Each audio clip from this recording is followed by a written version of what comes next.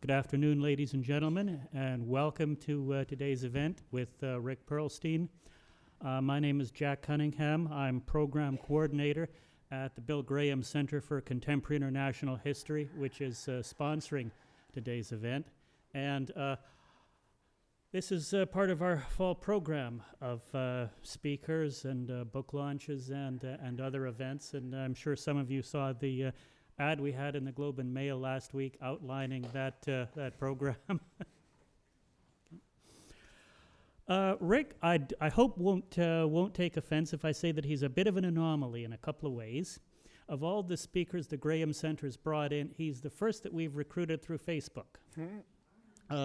Rick and I are Facebook friends, and some months ago I messaged him and said, you know, we ought to bring you up here to talk about Reagan and Republican politics and the contenders for his crown. And he said, let's do it. So we did. So to the students out there, next time your professors or parents give you a hard time about your use of social media, you can point out that every now and then something good does come out of it. Rick is an anomaly in a couple of other ways. He's of all the historians we've brought in, he's one of very few who's not an academic. I'm not saying that's a handicap. I don't think it's a handicap at all. Most of us academic historians could well envy and emulate the depth and breadth of his research and the sparkle of his prose. He's also a self-described European-style social democrat who's devoted much of his career to chronicling the rise of the American political right in a wonderful series of books. He really burst on the literary scene in 2001 with Before the Storm, Barry Goldwater and the Unmaking of the American Consensus, a book which chronicled the, at the time, seemingly disastrous Goldwater campaign of '64 and was praised from across the political spectrum by people as different as William Rusher, the publisher of National Review, and Todd Gitlin, the New Left sociologist. He followed that up with Nixonland, The Making of a President and the Fracturing of America, and most recently, The Invisible Bridge, The Fall of Nixon and the Rise of Reagan. And I understand that in the works and probably coming out in a few years will be a volume concluding the cycle, taking the story of the American right up through its climax in the election of Ronald Reagan in 1980. Rick is a splendid prose stylist, an incisive analyst, and one of the liveliest and most entertaining voices on the American scene. We're lucky to have him, so please join me in welcoming Rick Perlstein.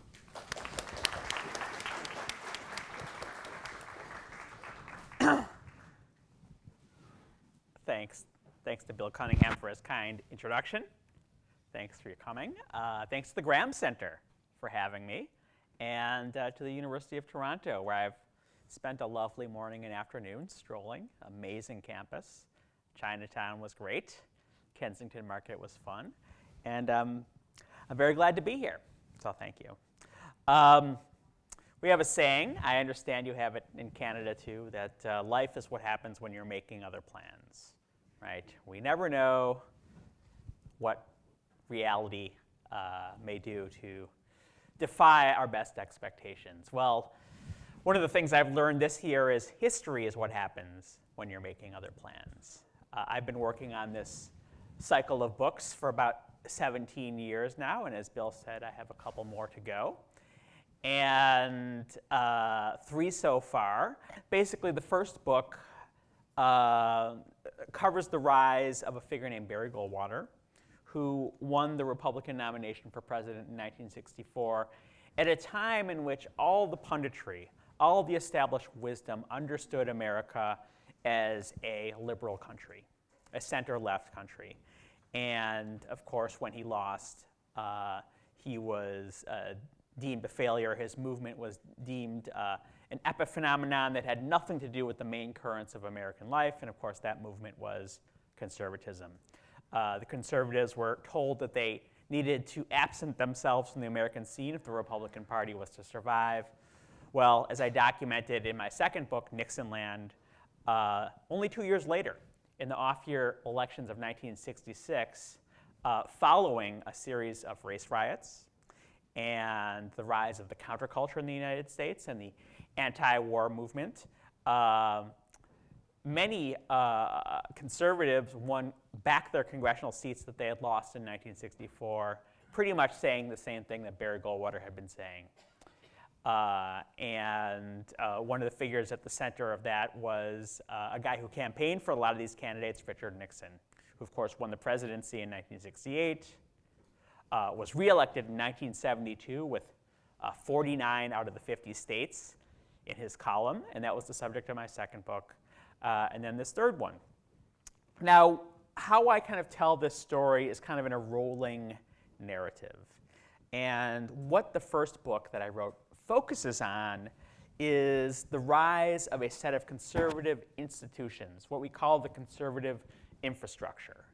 The magazines, the think tanks, the political consultants, later what became political action committees. All of these kind of were brought to the fore and had their formation through this movement in 1964 around Barry Goldwater. I say if you scratch a conservative activist of a certain age, almost certainly they got their start in the Barry Goldwater campaign. So the first focus of that book is institutional. When I move on to Richard Nixon and the second book, the focus is somewhat psychological.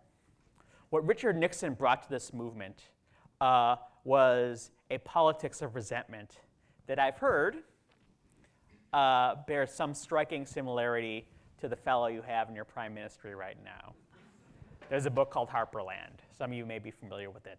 It's about how Harper, coming from Alberta, around a crowd of politicians who felt themselves sneered at, patronized by, condescended to by the Quebec and Ontario elites, rose to take over the country by speaking to those resentments in the larger electorate. In the American case, it was what Richard Nixon called his silent majority. The people who worked hard, who played by the rules, whose morality was grounded in traditional bourgeois values, and who felt themselves being superseded in the kind of main story of American life by the rising currents of the left-wing insurgencies of the 1960s, who said, "We're the moral ones, you guys are immoral." Richard Nixon spoke to them by saying, "No, you guys are the moral ones, the silent majority, the people who don't go into the streets and protest." And that sort of psychological appeal has been instrumental ever since. It was absolutely saturated the discourse of someone like Sarah Palin, but all the Republican candidates speak about this. Liberal media, and luckily, because you guys have been introduced to this yourselves, I don't need to explain it too much in depth. And then the third volume brings Ronald Reagan to the fore, who of course is a character in all these books because he begins his sort of political career after the kind of eclipse of his acting career in the early 1960s. He was one of the activists who worked for Barry Goldwater, part of that conservative infrastructure. And what the story of Ronald Reagan brings to this rolling wave of conservatism is a politics and a rhetoric of high optimism. The idea that in the wake of Watergate, in the wake of America's defeat in the Vietnam War, probably the most profound humiliation, the nation that had always considered itself a product of providence, God's chosen nation had ever felt, and then also our profound economic humiliation at the hands of the Arab oil embargo in 1973, and the stagnation of this great economic dynamo that had defeated Hitler, gave us the world's first mass middle class, bestrode the world like an economic colossus, and suddenly had been laid low by this mysterious band of Arab sheikhs somewhere out there in the high desert. And Ronald Reagan comes along and he says, "I see America as a shining city on a hill." He gives people permission to absent themselves from a political culture of reckoning. Where did America go wrong? It didn't go wrong. Maybe it was betrayed by liberals, but he just never heard an optimistic take on America they didn't accept on his own. So those three elements. It's institutional, it's a psychology of resentment, it's a psychology of willed and willful optimism altogether. And things go really back to our nation's founding. A lot of the elements that give us our kind of right-wing American culture can be traced back to the Constitution. The very fact that the only way America was able to body forth as a united nation at this Constitutional Convention was papering over the issue of slavery. This profound, profound rift between the kind of proto-capitalist, proto-industrialist economy of the North and this feudal economy of the South based on slavery. We make all kinds of accommodations. For example, we have a Senate, right, that has 2 members for every state. Even if one state has 30 times greater population than another state, that was a way to kind of guarantee that slavery would be preserved, or else we wouldn't have a nation. And covering up that original fissure and the way that that fissure kind of arises in very angry and impassioned ways, most profoundly in our Civil War from 1860 to 1865, in which 700,000 Americans, brother against brother, slaughter each other. That's part of the story too. And then, of course, there's the New Deal. Franklin Roosevelt, in the midst of the Depression, is elected president and builds the modern American administrative state. He basically enshrines a kind of American social democracy, our social security, our first gestures towards some sort of guaranteed social provision, minimum wage, and all those things. And the reaction against that by industrialists, by small business people, by Southern reactionaries, really is the founding stone, that reaction of the modern American conservative movement. And in my journalism, writing about presidential politics, writing about regional politics, writing about state politics, I've always been able to kind of go to that well and explain just about everything that has happened on the right side of the aisle in America, using the understanding that I have gained from telling this story, from writing this story, from communicating this story. Every presidential season, I read and I write, and everything I read and I write has been familiar to me. When I give lectures like these, it's become very routine.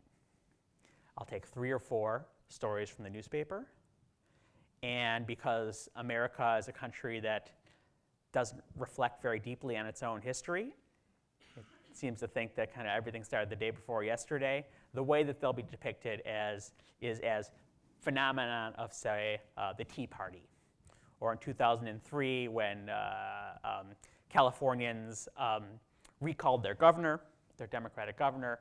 They'll talk about that as if it was a phenomenon that sprung as if from nowhere. So I'll give a lecture explaining how those 3 or 4 incidences from the newspaper can be traced back to the 40s, the 50s, etc. It's gotten very, very easy. Then one day, I think it was about 3 weeks ago, I was reading my New Yorker, and I was reading about a presidential candidate, and I realized that what I was reading bore an uncomfortable unfamiliarity to everything that I'd understood about how Republican politics works. And it was a very uncomfortable feeling because I had to go to work. I had to reorient my thinking. And lo and behold, I had some lectures coming up. One of them was even in Toronto. And those people really wanted to hear something about the United States. So I went back to the well.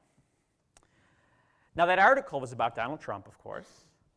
And that particular article by a New Yorker writer named Peter Osnos, that I'll be referring to a little bit more a little later on, was about Donald Trump's popularity among neo-Nazis, among what they call white nationalists in America, people who believe that the whites are the oppressed race, who sometimes draw inspiration quite directly and unapologetically from Adolf Hitler. Now, Donald Trump is not a fascist, probably. His ex-wife Ivana once claims he keeps a volume of Hitler's speeches by his bed. He responded to Vanity Fair, if I had those speeches, and I'm not saying I do, I would never read them. But consider something his architect once said about how to evaluate the truth value of any Donald Trump claim. Divide by 2, then divide by 4, and you're closer to the answer. Donald Trump worships armed force, pronouncing at one of his rallies in August in Derry, New Hampshire, where the first Republican primary is, I believe in the military and military strength more strongly than anybody running by a factor of, guess what the next word is? Anyone want to venture a guess? A billion. So applying his architect's formula, that means he is a billion times more eager to invade Iran than Lindsey Graham, another candidate who announced his candidacy by promising a war in Iran. When Trump speaks in the subjunctive mood, he can certainly sound like an aspiring dictator. Regarding a $2.5 billion plant Ford Motor Company intends to build in Mexico, he announced that, quote, every car, every truck, and every part manufactured in this plant that comes across the border, we're going to charge you a 35% tax, okay? Now, our Constitution, which he doesn't know, but you probably know, grants Congress, not the president, the power to tax. Maybe it's just ignorance on his part, or maybe by we, he's referring to the congressional coalition he's building in between appearances at stadium rallies. But if Trump has made any reference to his awareness of the 3 co-equal branches of the United States government, I haven't noticed it. He refers lustily to his passion to destroy the malcontents stabbing America in the back, longing for the days when they received summary execution. Quote, so we get a traitor like Bergdahl, a dirty, rotten traitor, who, by the way, when he deserted, 6 young, beautiful people were killed trying to find him. You know, in the old days, bing bong, he pantomimed cocking a rifle. When we were strong, we were strong. Too much to expect procedural niceties, innocent until proven guilty, from the guy who took out a full-page ad in the New York Times, a headline, bring back the death penalty, bring back our police, in 1989. There followed a 600-word essay. What has happened is the complete breakdown of life as we know it. How can our great society tolerate the continual brutalization of its citizens by crazed misfits? Criminals must be told their civil liberties end when an attack on our safety begins. It went on to relate a tale from some mystically perfect past where he witnessed 2 young bullies cursing and threatening a very frightened waitress. 2 cops rushed in, lifted up the thugs, and threw them out the door, warning them never to cause trouble again. I miss the feeling of security New York's finest once gave the citizens of this city. The ad was Trump's response to the arrest of 5 kids for the vicious rape and beating of a jogger in New York's Central Park. The kids were coerced into confessions, later proven to be false confessions, by the same police force that Trump insisted had been intimidated into politically correct timorousness. Last year, after the 5 families settled for $41 million in compensation for the years their innocent sons spent in prison, Trump published an op-ed calling this settlement ridiculous. Quote, these men do not have the pasts of angels. At the time of the crime, one of those men was 14 years old.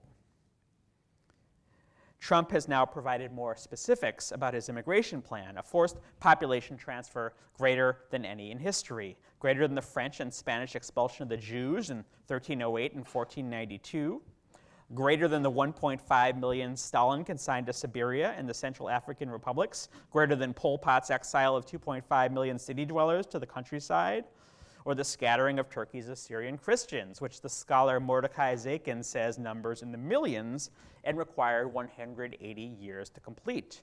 Trump, however, has promised to do his in less than 2 years. So fast your head will spin. Only then will he start building his wall. Okay, but all Republicans say stuff like this, don't they? They all want a wall. They all want to bury criminals under the jail. They all are even for war. They're just not quite so explicit, right? Well, not quite. Previous Republican leaders were sufficiently frightened by the angry passions of their base that they avoided surrendering it to it completely, even for the most maximal political advantage. Think of Barry Goldwater, who was so frightened of the racists supporting him that he told Lyndon Johnson he'd drop out of the race if his supporters started exploiting the race riots. Think of Ronald Reagan, refusing to back a 1978 ballot initiative to fire gay school teachers in California at a time vigilantes were hunting down gays in the streets. Think of George W. Bush, guiding Congress towards a comprehensive immigration bill akin to that proposed by President Obama until the vitriol of right-wing radio hosts directed at Republican members of Congress forced him to abandon it. Think of Bush again in his repeated reference to Islam as a religion of peace. Trumpism is different. Donald Trump is the first Republican presidential frontrunner to venture a demagoguery so pure. But isn't he just giving Republican voters what they want? Isn't this attention-starved shell of a man, this salesman, ideationally hollow at the core, only following the smart money? A friend of mine argues that Trump would be perfectly willing to shift his core issue from immigration if the political winds changed. Too shallow to venture dictatorship if he doesn't have anything to dictate. Now that's actually the opposite of encouraging. In the dairy event I referenced above, a telling movement arrived, which is predictive of Trump's glib accommodation of anti-Muslim birther in Rochester, New Hampshire last week. Trump went into a familiar riff. China is killing us. They're taking so much of our wealth. They're taking our jobs. They're taking our business. They've taken our manufacturing. An audience member cried out, "Our land." Trump paused, gave it back as a question. Our land? Then why not? He decided to roll with that thought. The way they're going, they'll have it pretty soon. Now, I know the conspiracy theory he was talking about when I was reporting on the California recall in 2003. I heard that Chinese were buying up plots in American suburbs and forcing out the residents and flipping them for a quick buck. Trump clearly hadn't heard that one, but I'm sure he will soon, and he'll probably fold it into his rap. I'd watch for it. My main interest, though, is not what Trump does, but that movement of symbiosis between man and mob. They fed off each other. The way his people eat up Trump's unalloyed joy and bullying, the way a purse of his lips and a glance off stage summoned a security guard, like a casino pit boss with a whale who gets too handy with the cocktail waitress, only this time kicking out a journalist. Trump's not quite veiled threat to Fox News' Megyn Kelly. He said, "I've been very nice to you, although I could probably maybe not be, but I wouldn't do that." The body language he uses to intimidate hapless and plaintive Jeb Bush during the second Republican debate. If he's just given the people what they want, consider the people. Consider what they want. Now, this is the part where you guys are glad you live in Canada. Sometimes I get jealous. Last fall, the Public Religion Research Institute found that the majority of whites in America believe discrimination against whites has become as big a problem as discrimination against blacks.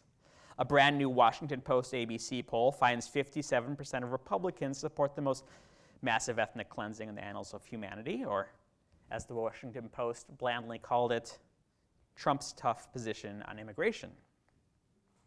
Pollsters at YouGov found that 29% of Americans and 43% of Republicans, quote, would hypothetically support the military stepping in to take control of a civilian government which is beginning to violate the Constitution, which is quite a thing when you consider that 94% of Republicans believe that Obamacare violates the Constitution. It's even more remarkable when you realize that the foundational idea of the Constitution is civilian control of government, so that would be unconstitutional. Then there is this, Evan Osnos in The New Yorker. He happened to be reporting on white nationalists when the Trump phenomena began. The fortuitous coincidence ended up unfolding as a natural experiment. Osnos was able to watch in real time as his subjects embraced Trump as one of their own. Usually such extremists judge Republicans as Tweedledee to the Democrats' Tweedledum. That's not how they saw Trump, however. The Daily Stormer neo-Nazi website endorsed him, advising his readers to vote for the first time in our lives for the one man who actually represents our interests. The leader of a white supremacist think tank told the New Yorker, "I don't think Trump is a white nationalist, but he does reflect a, quote, unconscious vision that white people have that their grandchildren might be a hated minority in their own country. He is the one person who can tap into it." The editor of American Renaissance, a like-minded publication, observed, "I'm sure he would repudiate any association with people like me, but his support comes from people who are more like me than he might like to admit." But Taylor was not quite correct. Asked if he would repudiate the endorsement of infamous erstwhile Ku Klux Klan leader David Duke, Trump's response was less than resounding. "Sure, if that would make you feel better." The F word. It's largely been absent from everyday political discussion in America, and for good reason. It's become the kind of epithet that stops thought instead of enhancing it. But serious people used to talk about the relevance of the German experience to American politics. In a typical example from 1964, Philip Rauh, a founding editor of the marquee intellectual journal Partisan Review, wrote that the movement that nominated Barry Goldwater for president represented, quote, a recrudescence on American soil of precisely those supranationalistic and right-wing trends that were finally defeated in Europe at the cost of great war, untold misery, and many millions dead. But within a couple of years, when student protesters were closing down universities through violence and the threat of violence, and people like Reagan said that that was exactly what fascists did and deployed the National Guard, student protesters called that fascist in return. And by the end of the 1960s, both sides were throwing the F word around so profligately that it lost meaning. Even within a few decades, the ideology of the journal Rauh founded was close to Goldwater's. He was a neoconservative. And, I'm not a neoconservative. I don't agree with them. But to call them fascist would serve to reemphasize the signifier's emptiness and also insult the memory of those many millions of European dead. Since then, the word has survived via the abject stupidity of one of the worst books ever written, National Review's Jonah Goldberg's Liberal Fascism, which made much of the fact that both Hitler and a lot of liberals are vegetarians. It also survives among a considerably smaller number of only slightly less perfervid liberals. These folks borrow from the scholarship of outstanding historians like Roger Griffin on the nature of fascism and Robert Paxton on the anatomy of fascism, and bastardize it into checklists, the most widely circulated from an obscure political scientist about whom I could find nothing else, named Lawrence Britt, who would have us believe that when a politician checks off enough boxes like rampant sexism and obsession with national security, America, or presumably Canada, will suddenly find itself locked into a totalitarian nightmare from which there is no escape except war. But this confuses a historically specific description with a usefully predictive model. It treats political development as a biological process. Fascism is something nations, quote, descend into, the natural entropy of failed national institutions. It's a devolution to an older style of political thought that felt logical in the early 50s, the 50s and early 60s among writers for whom civilization's descent into blood-soaked chaos was a recent memory.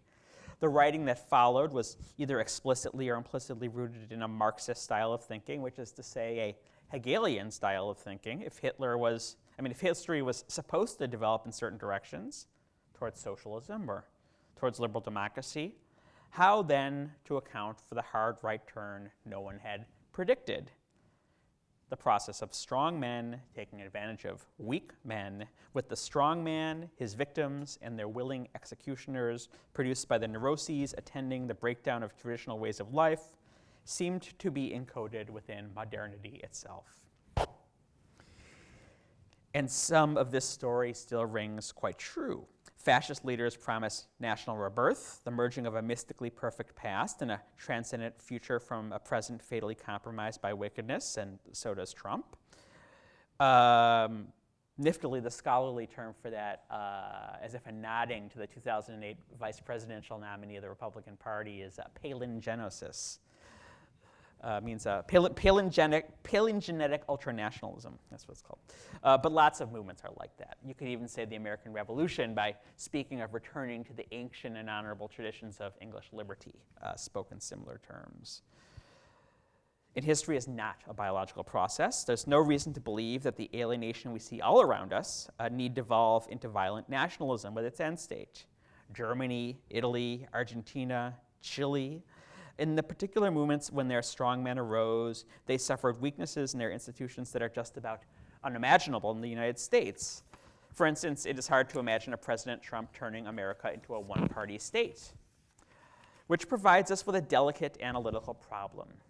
Because all the same, the post-war thinkers making sense of that experience bequeathed useful tools of analysis, now mostly lost to us because of the discussion-busting nature of the F word. So did popular culture. Ordinary people can become monsters. Everyone who experienced World War II knew that. How did it happen? Any attentive cinema goer or TV watcher of the 1950s would have a decent grasp of an answer.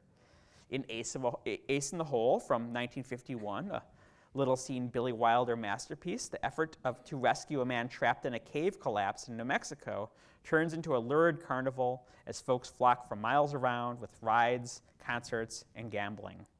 The party ends when the rescue fails, the man dies, and the revelers slink away in shame at how thin the veneer of civilization had been revealed to be. Likewise, in The Shelter, a famous episode of The Twilight Zone from 1961. A convivial suburban neighborhood hears a radio announcement that reveals an impending nuclear attack. Everyone flocks to the town's only fallout shelter, which can only accommodate 3 people. The seething hostility, resentment, and racism none of them even understood themselves capable of surges to the surface until the announcement is revealed as a false alarm, and the threads of trust that had bound that community together are revealed as irreversibly vulnerable. How did politicians become monsters? That question received its own treatment. In A Face in the Crowd, TV creates a Frankenstein's monster out of an unknown guitar picker, turned into a national sensation via empty promises and aw shucks manners. Then a group of shadowy millionaires draft him as the front for their dictatorial political ambitions. The hayseed Ubermensch becomes fatally drunk on his own power. And Elia Kazan wrote in his preface to the screenplay, "We took cognizance of the new synthetic folksiness that saturated certain programs and the excursion into political waters by these, I don't know anything, but I know what I think, guys." You know, the guys you see on Fox News. All the King's Men, the 1949 Academy Award winner based on the Pulitzer Prize-winning novel by Robert Penn Warren, was the classic exposition. It told the story of a country boy based on Huey Long, the governor of Louisiana in the 1930s, who begins his political career crusading against injustice until the seductions of absolute power and the frustrations of democracy find him surrendering to an abject lust for domination. Warren had witnessed Mussolini's rise to power in the 1930s in Italy and spoke of how the alienated nature of life in Rome's slums made their denizens easy pickings for what he called inspired idiots, like Mussolini. All the King's Men was philosophically sophisticated, A Face in the Crowd pretty simple-minded, but both converge on an insight lost to our intellectual movement. It's an insight that speaks to the puzzle informing 1,000 op-eds on the Trump phenomenon in the States. What makes him so popular? Why isn't he going away? Our mid-century American kin would never ask that question because the answer was too obvious. All that was required was a charismatic figure willing to say anything to animate the masses' darkest prejudices, promising easy answers to intractable problems, frenetic action where conventionally constrained politicians, sclerotic bureaucracies, and the messiness of democratic procedure promised only gridlock. At least the boss does something, says one of the King's Men in Warren's book as he excuses the sins of the dictator he works for. Mussolini made the trains run on time. And all it required was a demagoguery that fully unleashed the willing scapegoating of the enemy within as the reason for the masses' frustrations, say by promising to expel 12 million undocumented immigrants. Donald Trump would have been understood by a mid-century social scientist as an obvious phenomenon. And I'm fairly certain George W. Bush would understand. He could have further expanded his own massive grant of post-9/11 power were he only to scapegoat all Muslims or Mexicans. It is to his credit that he did not. He seemed to have understood something the current crop of Republican candidates chasing so eagerly after Trump do not. Something about Pandora's boxes, the delicacy of civility, toothpaste that cannot be put back into tubes, the demiurge. Bush was, unlike Trump, unwilling to say just anything. George Bush, however, and as I think more and more about it, this is the analytical nut. This is the part I'm most confident of and most based in the depth of understanding I've been able to achieve. George Bush was constrained by a set of commitments that Donald Trump is not. Commitments to transnational corporate capitalism and its ideological handmaiden, neoliberalism. Paul Krugman has noted an apparent irony. Donald Trump, the most frightening of the Republican candidates, is the most sane in terms of economic policy, the most willing to challenge neoliberal orthodoxy. Among the measures he nodded toward in his vague stream of consciousness, non-committal way are raising taxes of the super rich and single-payer health care. Krugman notes, Mr. Trump, who is self-financing, didn't need to genuflect to the big money, and it turns out the base doesn't mind his heresies. This is a real revelation which may have a lasting impact in our politics. My question is this really a revelation? David Weigel of the Washington Post has reported how Trump has built deep support in the industrial Midwest by talking about trade deficits and the loss of manufacturing jobs, the only Republican candidate to speak about the damage transnational capitalism has inflicted on blue-collar Americans. A writer for Vox.com, Ezra Klein's site, trumpets this as a welcome rift in the red-blue gridlock, suggesting the electorate, quote, is more multidimensional than our partisan narrative tells us. It is interpreted, that is to say, as almost salutary, that the Republican frontrunner is, if you squint and look at him the right way, almost liberal. Our notional mid-century social scientists, or better historically informed pundits, wouldn't be so sanguine. They would recognize the phenomenon that sociologist Pierre Vanderburg in 1967 labeled Herrenvolk democracy, a political ideology in which members of the dominant ethnic group enjoy privilege provision from the state as a function of the economic and civic disenfranchisement of the scapegoated group to better cement dictatorship. That is why elites feared Huey Long's promise of a guaranteed income, every man a king. This is how George Wallace governed Alabama. This is apartheid South Africa. And this, more than anything else, is what horrifies the Republican establishment about Donald Trump. One of our best political analysts, Jonathan Chait, observed, quote, the official non-Trump Republican Party has experienced its activist base during the Obama years as an incessant and implacable series of demands for ideological purity. Republicans have dutifully complied with every policy demand. They've refused to increase taxes, for example, even at the cost of programs they support. It has never been enough. Eric Cantor, who was the minority leader in the Congress, had dutifully towed the party line for his career and even repeatedly sabotaged John Boehner, the Speaker of the House, his nascent attempts to strike a fiscal compromise. But a Tea Party challenger defeated him in the primary last year nonetheless. Continues Chait, next to the tiny ideological bumps Republicans have obsessively smoothed from their record, Trump's profile of deviations is incomprehensibly vast. It must be galling for the party regulars to prostrate themselves helplessly before the base, purging any hint of independent thought, only to watch a formerly pro-choice, libertine if not liberal Democratic donor, he's given to Democratic candidates, including the Clintons, waltz into the lead. Chait chalks that up to Donald's success matching the raging affect of the Republican base. And of course, that is some of it, as I've explained. But the other part of it is that economic neoliberalism, which serves the Republicans' donor base, and which most motivates conservative leaders, has never been popular with voters. What became known in the 1970s as the social issues helped distract Republican voters from their party's economic agenda. Back then, according to the Gallup pollsters, the public favored wage and price controls as the answer to inflation by a margin of 46% to 39%. 85% liked the idea of a guaranteed job through civilian work camps. Even Ronald Reagan got elected and reelected not because of his embrace of neoliberalism, but despite it. I could give you a bunch of statistics. I won't recite them. Basically, the idea that when people voted for Reagan in 1980 and then 1984, they were voting for less welfare, voting for less regulation is just not supported by any statistic.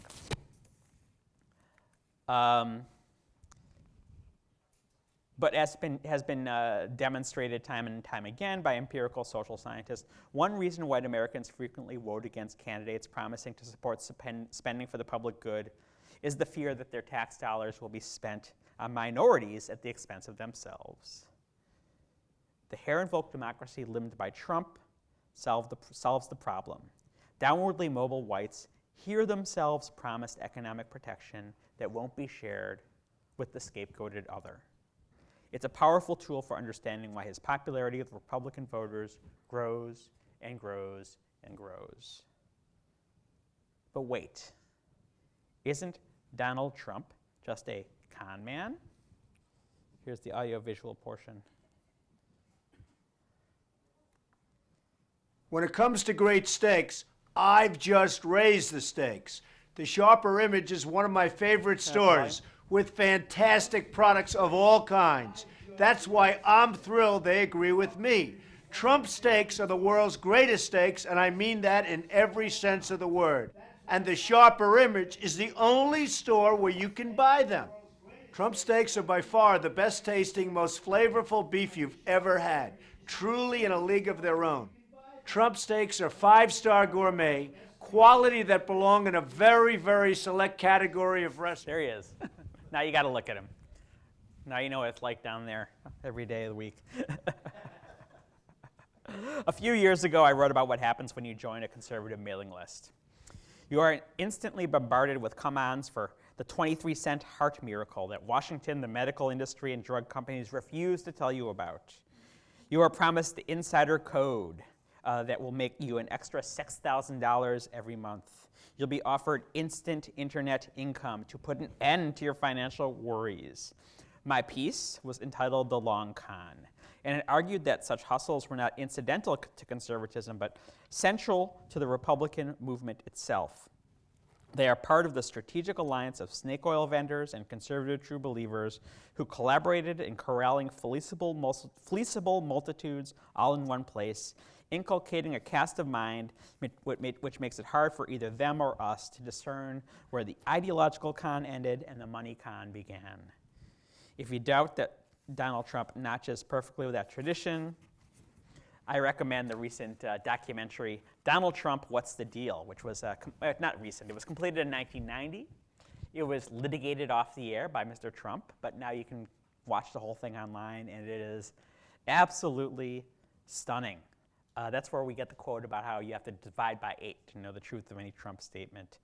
In Trump Tower, he said, we decided to go absolutely first class all the way, that Sophia Loren and the Prince of Wales were buying in. It was all a lie. An interior decorator explains that the apartments, unlike the famous pink marble lobby, were basically built of the same materials they use for housing projects. In The Art of the Deal, his memoir, Trump claims he bought his Palm Springs mansion for $8 million in cash, just wrote a check, when actually he only covered $2,000 of it in cash. You see Trump building literal castles in the sky out of lies.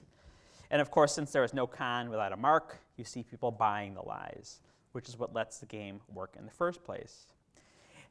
Now, this is the point of my article in The Baffler, the long con. It's not that his supporters don't know he's a con man. They revel in it. It's what makes Donald a winner. That's the word he uses over and over again. I'm a winner. I'm going to best these people in negotiations. I say that lying is an initiation into the conservative elite. In these respects, as in so many others, conservatism resembles the multi-level marketing or pyramid schemes that so many Republican rank-and-file voters buy into.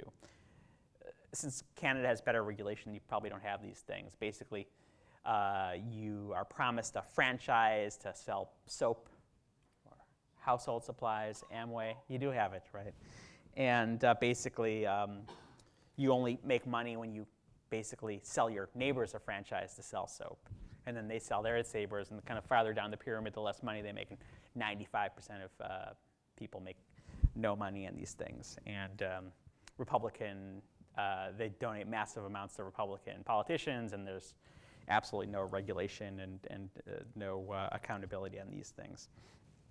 And Utah, which is an almost exclusively Republican state, the Mormons are very big into this, and it's called multi-level marketing, or MLM, but they joke it's called Mormons losing money. That's what MLM stands for. Closing the sale is mainly a question of riding out the lie, showing you have the skill and the stones to brazen it out, and the savvy to ratchet the stakes up higher and higher and higher. Trump calls that truthful hyperbole, which isn't fascism. It's more like professional wrestling, which, as we know, Trump has a storied history with. I could show you more videos of him in professional wrestling scenarios. But maybe it's both. I'm at a listserv. We say, you know who else was a vegetarian? Right? That's our joke. You know who else organized his life like a professional wrestler? No, really. Comparing Donald Trump to Adolf Hitler would give the American hustler far too much credit. I will, however, compare the uselessness of the political press in America that bought into the Führer to our own. I recently read about a new book called Hitler at Home, forthcoming from a University Buffalo historian named Despina Stetigakos.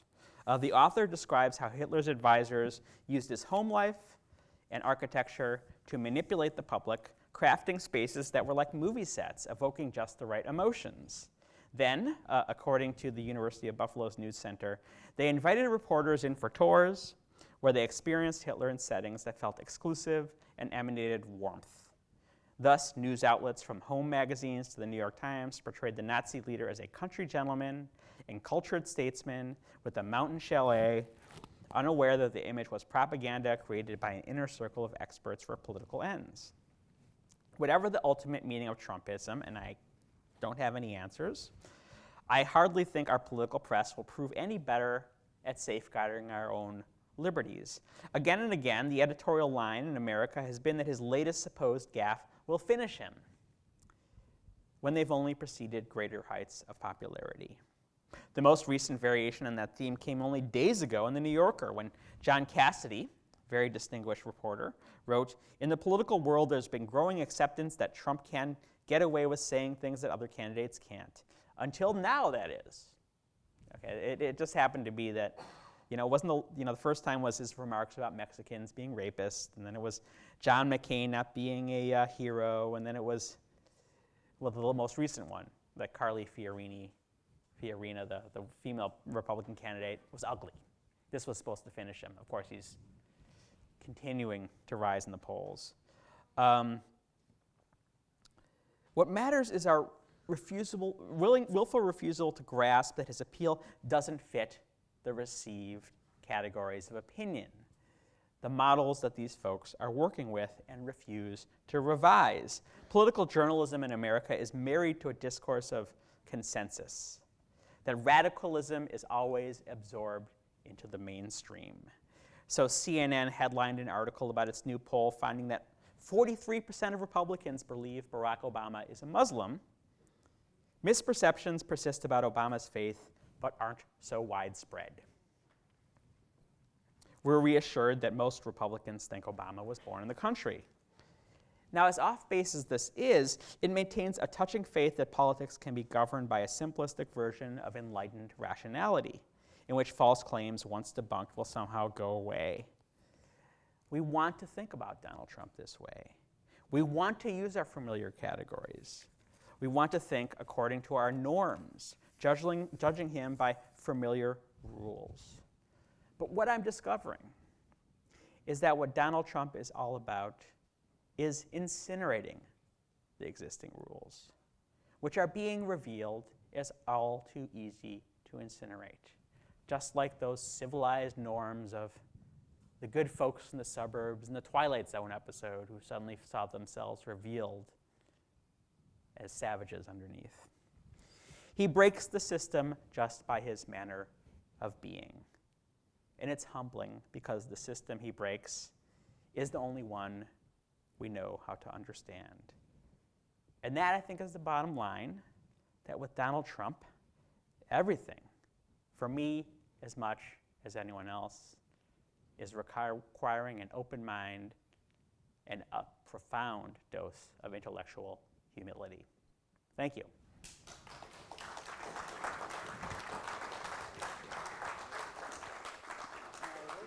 Let's going to take some questions. We've got mics there and there. Please go to the mic with your question. Okay, so thank you for your talk, sir. I'm glad to hear that you are a social democrat, because a junior senator from Vermont is by far the best qualified person to be the next president. Beg your pardon? The junior senator from Vermont is by far the best qualified person to be the next president. You said you were a social democrat. Oh, yes. And the senior senator from I'm Massachusetts is the best qualified person to be vice president. Now, they'll give us a first. He's referring to Bernie Sanders from Vermont and Elizabeth Warren. They'll yes, give I'm us the fan. first socialist president for 4 years, then the first woman president. And it would be a wonderful combination. I agree. And they have no emails either to worry about. Now, with respect to Republicans, I do believe that Governor Kasich is the likeliest nominee, as was predicted in the New York Times op-ed article. Governor Bush, if he can improve his campaigning, he has the money. Second likeliest nominee, a third likeliest possibility is a brokered convention. In a brokered convention, anyone could be nominated, including Governor Romney, who would have the advantage of not campaigning. Now, I do not believe that a latter-day Huey Long, okay, Huey Long was a politician, do not believe that a latter-day Huey Long can become the first non-politician to be nominated since 1952, or the first complete outsider since 1940. 4 years ago, as you know, all the leaders kept collapsing. So therefore, okay, I'll come to my question right now. My question is, who do you believe is actually going to be nominated by the two parties, and who will actually win? I'll give you my ideas. That's what I've been calling back in the States the clap loud enough and Donald Trump will go away argument. He simply can't be nominated because he simply can't be nominated. The majority of the Republicans are actually moderate. He only has about, 30% of it, or something of it. Do you think that the 43% of Republicans who think that they would support a military coup in the United States are moderate? How many actually support Trump? Do you think the 94% of Republicans who think Obamacare is unconstitutional are moderate? Do you think the 43% of Republicans who support Donald Trump, next to the 22% for the second place figure, who, by the way, is just as extreme as Donald Trump, are moderate? Do you think that suddenly those people are going to go away and vote for a Republican governor named Kasich, who now has under 10% of their support? By what magic is that to happen? Now, well, let me tell you what's different from 4 years ago. 4 years ago, we saw an intimation of a profound sea change in the way that the normal dynamics of Republican nominations happen.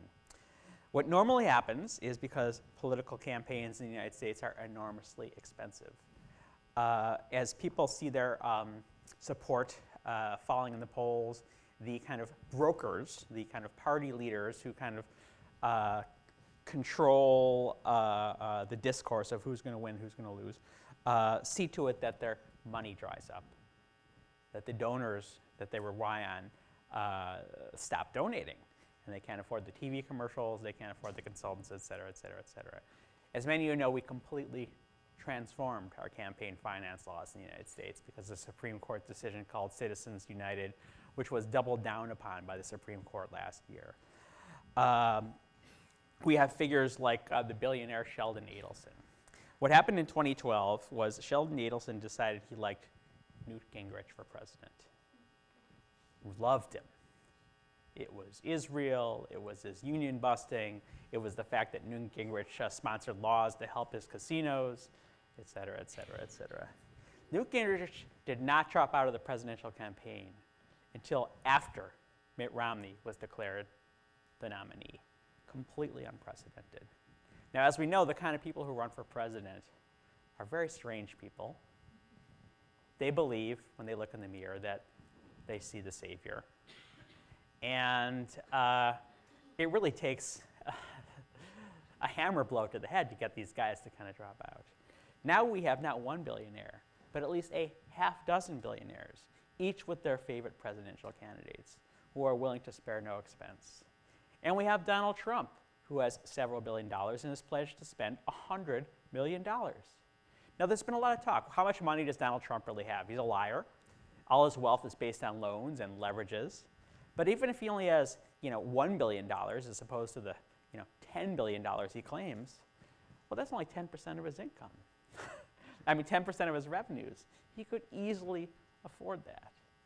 So all the people saying, well, other years this happened, and other years this happened, and other years this happened, the fundamental structural reality that they're completely denying, closing their ears to, is the fact that as long as you can afford to pay for those commercials, you have no reason to drop out. Donald Trump has no reason to drop out. And in fact, every time something has happened that would seem to set him back on his heels, his popularity in the Republican Party has increased. Now, the party system in America, they often change the rules after these elections to kind of waylay insurgents. And maybe they'll do that, if Trump becomes a nominee and he loses. But the kind of adult supervision that has come from the kind of a strong party structure has completely broken down within the Republican Party. So people kind of revert to this kind of, well, if you have this Cartesian analysis, Marco Rubio is the guy, or you have this, well, it's got to be a Midwestern governor. Midwestern governors are always judged as the saviors, and they always are also ran. Scott Walker is the latest example. They say he's moderate, et cetera, et cetera, et cetera. None of this stuff is true, but people really deeply, deeply want to believe it. Yes, in the back.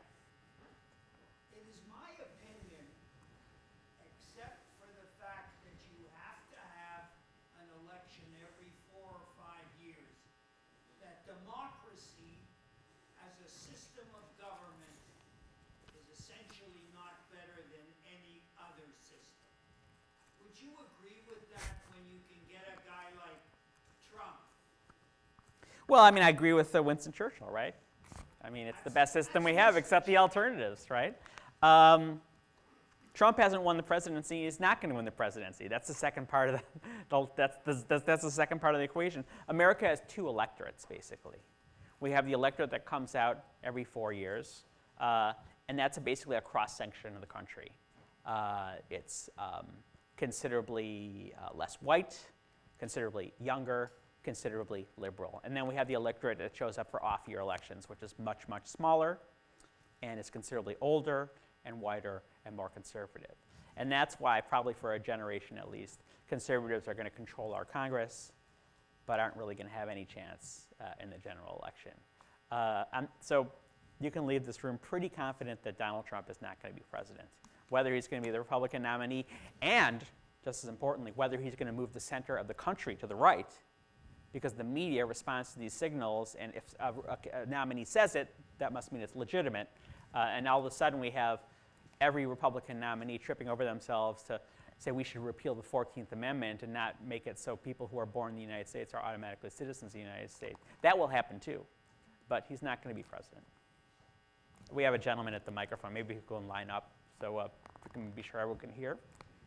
Why is it that you think the group of people, the kinds of people who are supporting Trump now, are so much stronger now than, I take it from what you said, they were earlier, or is that what you are suggesting? Well, there's lots of things that are going on, and luckily the kind of work I did, builds towards this understanding. I mean, we have a radicalized political discourse in the United States that Trump is able to respond to.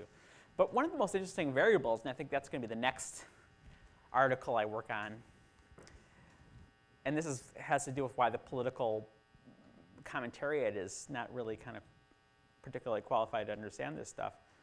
Donald Trump was the most popular TV star in America for 12 straight years. He had this show called The Apprentice. Is there a version here? There's a version in England. Yeah. And you guys have seen it. So basically, he played a role, this is the professional wrestling thing, of this omnicompetent titan to whom viewers week after week after week saw strong, powerful people grovel towards. And this was a character he played. He reached more millions of people than any Republican candidate had before Ronald Reagan, who of course also was a TV star in a top-rated television show called General Electric Theater for about 8 years, which was consistently in the top 10 of the ratings, in which he played a character that very much matched the kind of affect that he wanted to present to the electorate. It was kind of an avuncular figure who was the host of a show that always ended in a happy ending. That has a lot to do with the kind of head start that Donald Trump inherited the minute he announced. And no one in the commentary in America said, well, of course he's going to be really popular because everyone knows who he is, and he has this very kind of strong, kind of popular profile with the public. They're like, no, he's crazy, and he's, going to take a dive any minute now.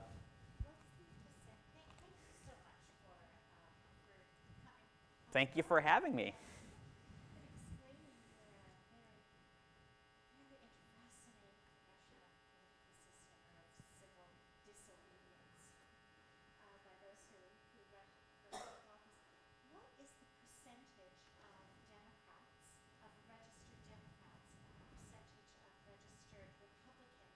Excellent question. Right. I think we're only about 300 now, and not all of them, of course, are adults. But yes, yes. I believe it's pretty even in 3 categories: Democrats, Republicans, and people who are neither. Now, they call them independents in America, and political analysts find that the ones who are neither tend to side with one side or the other. So the Democrats probably have an advantage, but there are a couple things. The people who are in the Democrats' core constituencies, the young, minorities, downscale voters, do not come out to vote as frequently as older voters. And one of the exciting things for the Democratic Party in 2008 and 2012 was that Barack Obama had motivated a lot of these voters. Unfortunately, the Republican Party, being a very kind of movement-based political party, is very good at inspiring its base, playing to its base. I talked a little bit about that in the talk, about how someone like Eric Cantor would nod to every kind of demand made of him. And when in these off-year elections, they would often put ballot initiatives on the ballot for things like these social issues, gay marriage, for example. The Democrats have a very different relationship to their base. They kind of have contempt for ideological liberals. One of Barack Obama's spokesmen condescended to them as the professional left. And when they have off-year elections, they have a history of going into them with policies that actually turn out to be really unpopular with core Democratic voters. For example, Bill Clinton's big accomplishment was NAFTA. And that completely turned off every union voter in the United States. And that was probably why in 1994, one reason, there are a lot of reasons, that the Democrats lost control of Congress. So that's the basic lay of the land. Did you have a follow-up? Mm-hmm.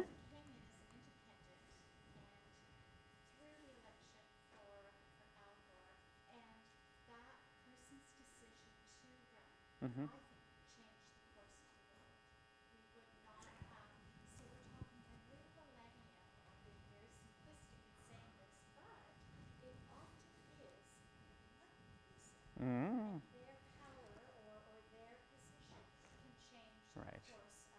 And it is debatable whether Ralph Nader threw the election, but it is not debatable that Donald Trump is an egomaniac, and that even though he has pledged that he is not going to run as an independent if he loses this nomination, that he might change his mind, just as he changes his mind on much else, including the past week whether America should be letting in refugees from Syria. He first said we should welcome them, and now he said we should bring in 0. If he runs as an independent, the chances of a Democratic being in the White House are just about 99.9999%. And that is a thought that terrifies the Republican, I just mix the word terrorizes and terrifies the Republican establishment. Yes, the gentleman in the front. I'm curious about what percentage of Democrats may very well find Trump saying very appealing. It seems like this is Yeah. written about. Is it possible that the Republican Party might just go for Trump because they could see he might be elected? Yes, there will be some Democratic voters for Trump. There'll be these kind of union members in places like Michigan that have lost their jobs because of offshoring, because he speaks to that using this kind of hair and rope democracy formulation. But by the same token, if the Democrats nominate Bernie Sanders, which I don't think is likely, he has had surprising inroads among certain Republican voters who have heard kind of unalloyed, unadorned kind of economic populism for the first time from a Democratic candidate. And I've talked to a bunch of voters who are like, yeah, I like what I've never voted for a Democrat, but I like what I'm hearing. So these are two fascinating figures who could throw things into a cocked hat next year. There's a... I'd be interested in your views on the gender factor. That's it, yeah, the gender factor. Well, of course, there is a woman running for president, and I think the most interesting thing that's been happening vis-a-vis Hillary Clinton's femaleness has been the rise of discussion among both political commentators and the man himself of Vice President Joe Biden and saying, oh, he might run. And so that means he's reading polls. And one of the polls he's seeing is that white men might not want to vote for Hillary Clinton because she's a woman. So here we have this guy who's 71 years old, this kind of 69 or whatever he is, a avuncular white grandfather type. And there's just no way that the Democrats would be talking about abandoning Hillary Clinton if it wasn't for that fear. Now, there's a gender gap in American politics. I don't know if it's true of the NDP and the liberals, that women tend to vote more for the Democrats than the Republicans. This has been observed since the 1980s.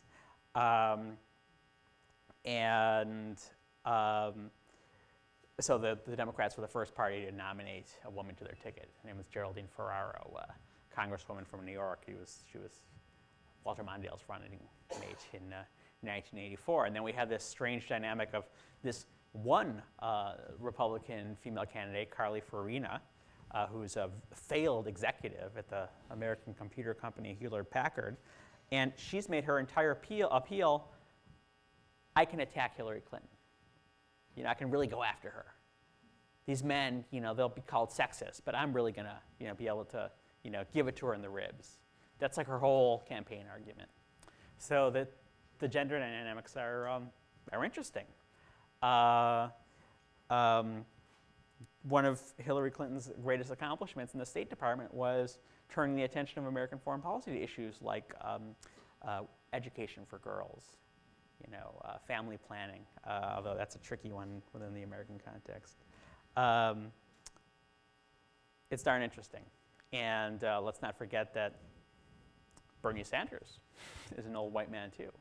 And the fact that he's leading in New Hampshire and in Iowa might have something to do with the fact that he's of the male gender. Now, Bernie Sanders relies on a donor base. So if the party elite and the party establishment does say, freeze out Bernie Sanders, he'll be very vulnerable. That's why the kind of boom we're seeing for him probably doesn't mean that he can go the distance against Hillary Clinton, who really does have the party establishment on her side. Yes, in the back. I think you highlighted very well sort of why we should be afraid of sort of Trump's rhetoric and some of the undertones that are there. Undertones. Well, I wish there were undertones. Yeah, undertones, very, very prominent.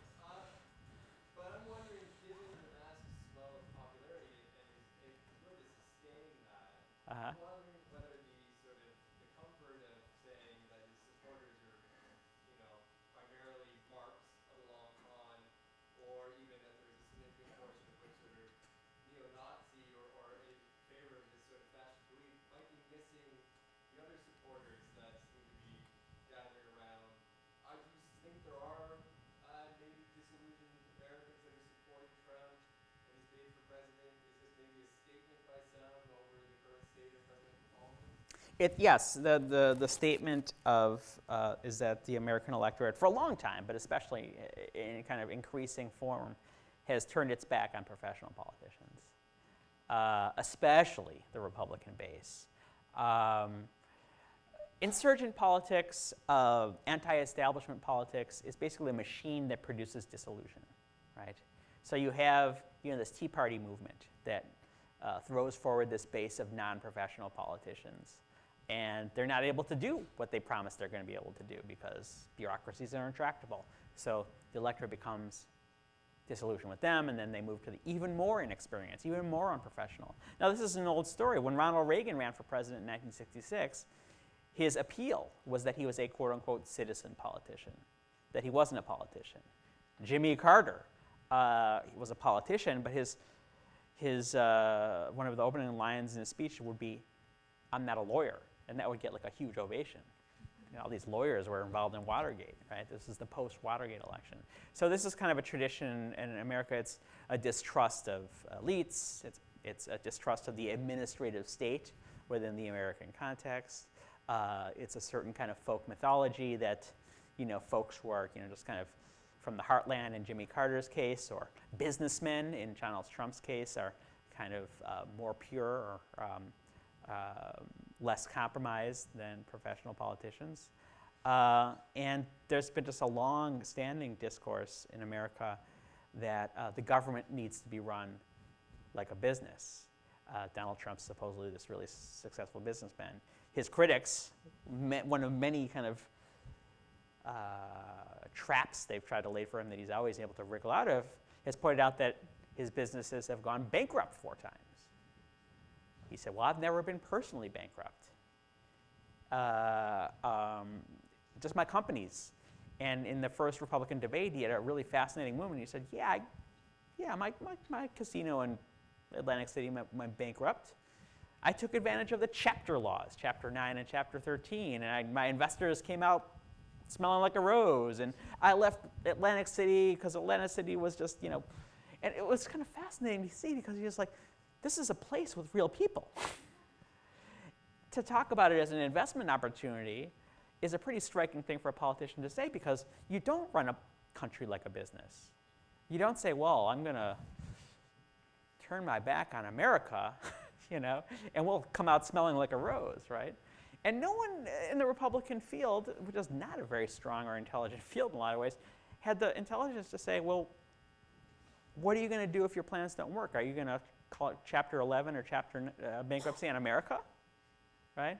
So this discourse that America needs to be run by like a business, government needs to be run by a business. In my own home state of Illinois, we elected a freaking hedge fund manager, to be governor, and what he's basically done is he's just decided we need to cut the budget, and the Democrats are like, we can't cut the budget too much because we can't really starve children, and so there's been this stalemate, and so the state doesn't have a budget.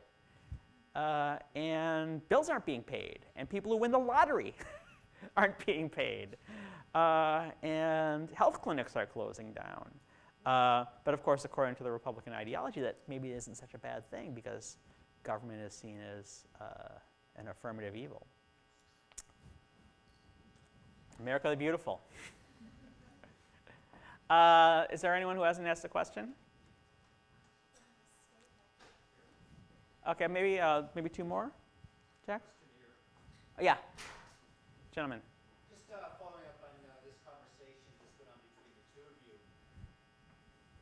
You laid some of the groundwork as to why there might be some appeal, and I think particularly Ronald Reagan and Donald Trump being well-known personalities.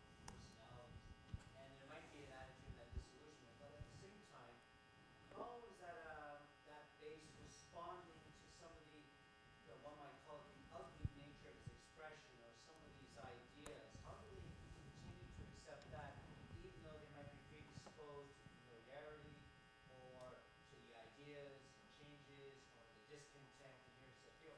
But still, you have to, how do you rationalize and accept?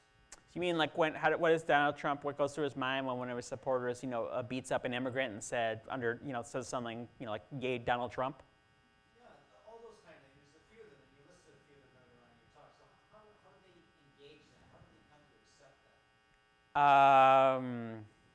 Because you're talking a good chunk. What a Canadian question.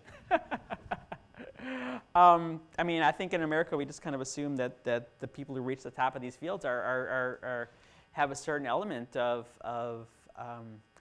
narcissism at best, sociopathy at worst.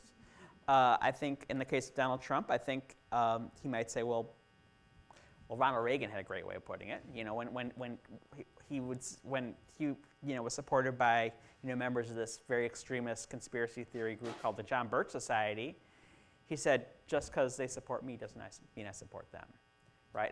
And I'm sure in his heart of hearts, that was the rationalization went on. The brain is a rationalizing machine. I'm a decent person. The people who support me must be decent people, and if they're not decent people, they must somehow, not really count. Donald Trump is someone who reveres strength, reveres success, and has left lots of people behind. He's left lots of people holding the bag. He has had lots of angry tenants and angry investors, and he's had lots of angry Polish illegal immigrant workers who built Trump Tower, who sued him for back wages. Behind every fortune lies a crime. Isn't what Zola said? But there's an element of the American character that loves the winner, loves the unapologetic rogue, and accepts the scapegoating of people who aren't really judged as quite as American as we are. Don't forget, this is a country whose economy was, built on slavery, the literal, erasing of millions of people from the category of human. That really is what this immigration thing is about. People who are Republicans are saying we need to get rid of these 12 million immigrants aren't really thinking about what it means to forcibly remove 12 million people. If they say, no, we're not going, there'll be a movement. There'll be a movement of civil disobedience, of civil resistance. It will require force. It will require the force of arms. And if this was really to happen, it would be the ugliest thing we've seen since the 19th century. And clearly, one of the fascinating things about how did Mitt Romney respond to this problem? Does anyone remember? Yes, they'll self-deport. That's very American. That's very Reaganite. Somehow everything will work out. We're God's chosen nation, right? Now, Ronald Reagan, some of the people are throwing in Donald Trump's face, the gorgeous, gorgeous rhetoric that Ronald Reagan put forward about immigrants. And of course, those of you who know your American history know that Ronald Reagan passed a law that was called an amnesty law. If you're here, you can stay here. A magnanimous gesture, and very much in keeping with the best angels of the American political tradition. Bring us your poor, your tired, your hungry masses yearning to breathe free. I mean, yes, slaves built this nation, but also immigrants built this nation. And we didn't have immigration laws in the 19th century. You just came, right? And they came for the same reason that these guys are coming, because they're jobs.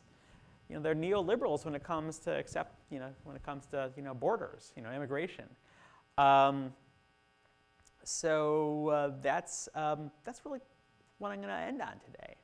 That tension between America's better angels and its darker angels. Let's have one more question, and then I think I'd be glad to sign books and talk to people privately. I'd like to sort of flip the mirror here. Given that Trump is a caricature of the individualistic American, Right. and everything stands for, and the folklore of America, and given that Americans, as we see them, at least I do, sort of head for the shotgun when they hear the word socialist. Right. Present company accepted. What explains the Sanders phenomenon other than there is a segment of the population that says the guy is representing me? Yeah. There's got to be something more Right. because it's so controversial. Yeah. It's really interesting. I mean, obviously we have a tradition of liberalism and social democracy in America. I mean, that's just part of who we are too, right? Even with the rhetoric, right? So the S word, right? There's a fun paradox about that. Think about you're kind of, as most voters are, pretty uninformed, or even most Americans, uninformed about the issues, and you know vaguely that socialism is supposed to be something bad, and this guy gets elected named Barack Obama, and the Republicans start shouting, socialism, socialism, socialism, he's a socialist. Well, I like Barack Obama. What's he doing that's socialist? Oh, he has this healthcare thing where, you can go on a computer site and get insurance for half price. That's socialist. Oh, I kind of like that. Well, maybe I'm socialist. So there's this almost element in which it's the boy who cried wolf. They've been so hard and heavy with this kind of socialist label that, like with I talk about fascism, it's become an empty word. People don't remember the gulags. They don't remember the Soviet Union. And Bernie Sanders is a really wonderful communicator. And people say, what do you mean socialist? He says, well, I don't know if you guys know this, but over in this country, like Denmark and over in Canada, you can walk into a doctor's office for free. And in America, where the average student is, even, this is average, so some people it's like 10 times this, walks out of their college graduation with a diploma and $20,000 in debt, and he says, I'm going to make college free. He gets standing ovations when he talks about that stuff. Do you think it represents a significant shift? Is there something happening that is a counterforce to the Trumps and the lunacy? Quite possibly. And on that happy note, I'll be glad to sign votes.